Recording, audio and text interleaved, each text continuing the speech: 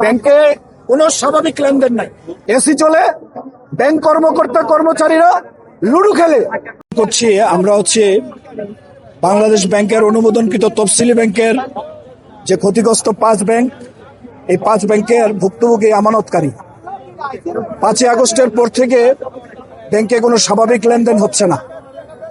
উপরন্তু 2024 এবং 25 অর্থ বছরে ব্যাংক কর্তৃক ঘোষণাকৃত যে মুনাফা আমাদেরকে দিয়েছে, অবৈধ সেই মনসুর গভর্নর তার এক হেয়ার কাট আইনের মাধ্যমে আমাদেরকে প্রথমে মুনাফা বঞ্চিত করেছে। পরবর্তীতে আমানতকারীদের আন্দোলনের প্রেক্ষিতে 4% অনুমোদন করে বাকি টাকা আমাদের কাছ থেকে কেটে নিবে।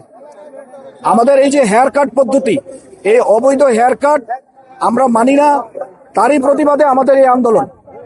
পাশাপাশি আমাদের যে আমানত রাখা আছে, সে আমানত প্রয়োজন পড়াতে অনেকে ভাঙতে চাচ্ছে, আমানত এফডিআর ভাঙতে চাচ্ছে, কিন্তু সে আমানত আমাদেরকে ঠিক মতন পেমেন্ট করতেছে না, বিভিন্ন রকমের টালবাহানা করতেছে।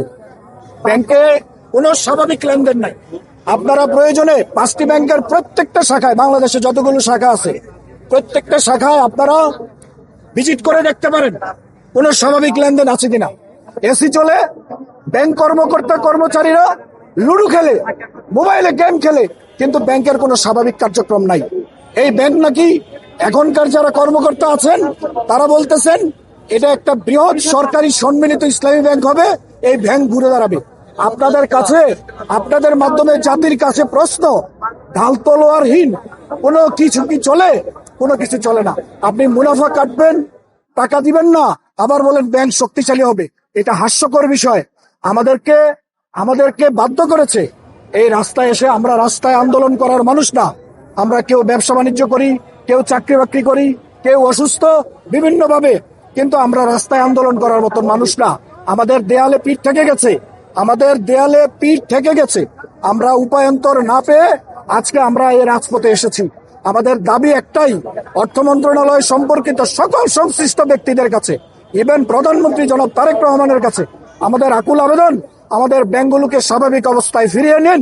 হেয়ার কাট যদি বলবৎ থাকে, এই ব্যাংক কোনোদিনও দাঁড়াবে না। জাতির কাছে প্রশ্ন, আপনি কাটবেন আবার বলবেন সুস্থ হয়ে যাবেন, তা কি হবে? হবে না।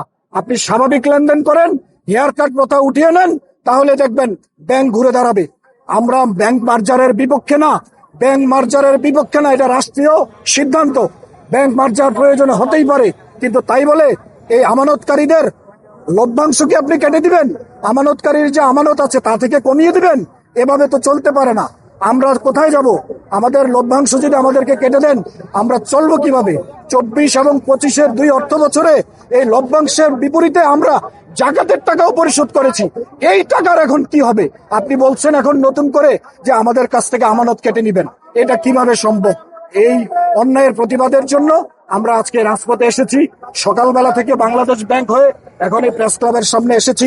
জাতির কাছে আপনারা জাতির বিবেক, আপনাদের মাধ্যমে জাতির কাছে প্রশ্ন, আমরা কি অন্যায় করেছি? কি অন্যায় করেছি? রাষ্ট্রের অন্যান্য সব কার্যক্রম স্বাভাবিক আছে, শুধুমাত্র আমাদের এই ব্যাংকিং চ্যানেলে এই ক্ষতিগ্রস্ত 5টি ব্যাংকে কোনো স্বাভাবিক কার্যক্রম নাই।